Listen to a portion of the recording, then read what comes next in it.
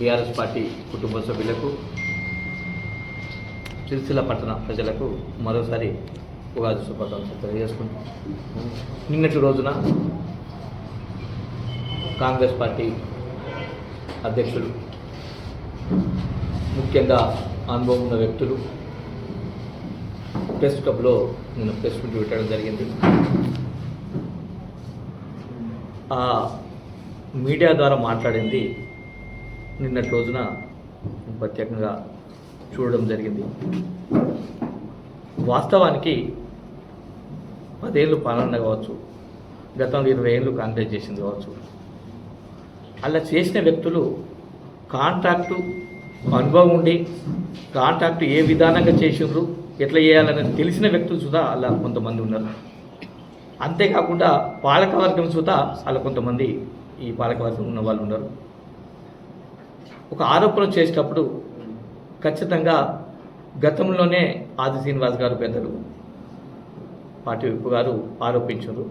ఆరోపిస్తే తెల్లారి press meet పెట్టి, అన్న మీరు పెద్ద మనుషులు, ఇటువంటి తప్పుడు ఆరోపణలు చేయొద్దని సుతా మేము చెప్పడం జరిగింది. మరి నిన్న మళ్ళీ అదే ఆరోపణలు. వాస్తవానికి మొన్నటి పాలకవర్గం వచ్చినాక 15 రోజులకే 2 సంవత్సరాలు కరోనా పరిస్థితుల్లో కౌన్సిలర్ కావచ్చు, చైర్మన్ కావచ్చు, వైస్ చైర్మన్ కావచ్చు, పార్టీ కావచ్చు, రాష్ట్ర వ్యాప్తంగా ఎంతో ఇబ్బందులతోటి 2 సంవత్సరాలు వెళ్ళదీయడం జరిగింది. మిగతా సంవత్సరంన్నర కాగానే ఎలక్షన్ రావడం జరిగింది. మరి కాంగ్రెస్ పార్టీ వచ్చి ఏడాది అర్థం దగ్గరికి వస్తుంది. మరి ఎప్పుడు అలా అవినీతి జరిగింది, ఏం జరిగిందన్నది సిరిసిల్ల పట్టణ ప్రజలందరికీ తెలుసు. 2 సంవత్సరాల కరోనా అది. ఇంకొకటి ఏంటంటే, ముఖ్యంగా అసలు ఇప్పుడు మాకు తెలిసింది ఏంటంటే, ఒక వ్యక్తి మాట్లాడుతుంటే ఇట్లా నవ్వన్నా బాధపడన్నా అర్థం కాలేదు. అనుభవం ఉన్న వ్యక్తులు ఇప్పుడు మాకు వెలుగులోకి వస్తున్నాయి. టెండర్ పెట్టకుండానే బిల్లులు తీసుకున్నారు. అట్లా ఉంటుందా? టెండర్ పెట్టకుండా బిల్లు. తెలియనోడు మాట్లాడితే ఒక అర్థం ఉంటుంది. తెలిసిన వ్యక్తులు, అనుభవం ఉన్న వ్యక్తులు టెండర్ పెట్టకుండా బిల్లులు తీసుకున్నారు. వేసిన రోడ్డుకు గతంలో తీసుకున్నారు, మండ తీసుకున్నారు. ఇట్లా ప్రజలను తప్పుతో పట్టిస్తే ప్రజలు ఎవరు నమ్మే పరిస్థితి లేదు.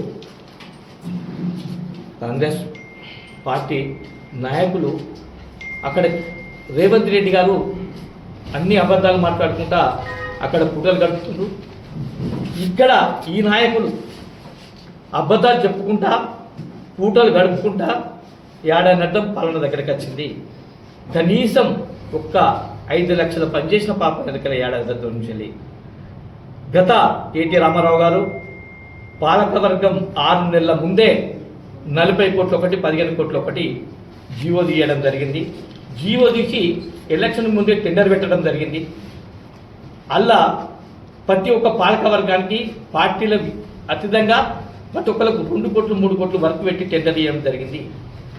ఈ కాంగ్రెస్ ప్రభుత్వం వచ్చినాక ఆ వర్కులు నిలిపివేయడం జరిగింది. మీరు కాంగ్రెస్ నాయకులు ఖచ్చితంగా సిరిసిల్ల అభివృద్ధిని కోరుకునే వ్యక్తులైతే ఆ జీవో కానీ ఆ టెండర్ కానీ అవన్నీ కాపీలు ఆది శ్రీనివాస్ గారి చూస్తే ఇవ్వడం జరిగింది. మీరు పట్టణ ప్రజలకు ఏమైనా మేలు చేయాలనుకుంటే, ఊరు అభివృద్ధి చేయాలనుకుంటే అక్కడ సీనన్న వద్ద ఉన్నాయి. ఖచ్చితంగా 40 కోట్ల రూపాయలు ఒకటి, 15 కోట్ల రూపాయలు ఒకటి ఎలక్షన్కు ముందే టెండర్ అయి ఉన్నాయి. అవి దగ్గరికి పోయి ఇప్పుడు నేను కత్తెర దేవాస్ లైన్లో 1 కోటి రూపాయలు, 3 లింక్ రోడ్లు 3 కోట్ల రూపాయలు, అటు 9వ వార్డుకు పోతే ఆ బైపాస్ రోడ్డుకు 3 లింక్ రోడ్లు, ఎన్నో ఇంపార్టెంట్ అలా పెట్టి టెండర్ చేసుకోవడం జరిగింది. మీకు ఏమైనా శాతనైతే, మీకేమైనా ప్రజల మీద అభిమానం ఉంటే మేం పనిచేస్తామని చెప్పి ముందుకు తీసుకొచ్చి ఆ టెండర్లు పెట్టించి మళ్ళీ తిరిగి టెండర్లు పెట్టించి అయినా కానీ అభివృద్ధి చేయాలని చెప్పి మేము మా పార్టీ పక్షాన, ప్రజల పక్షాన మేము కోరుకుంటున్నాం.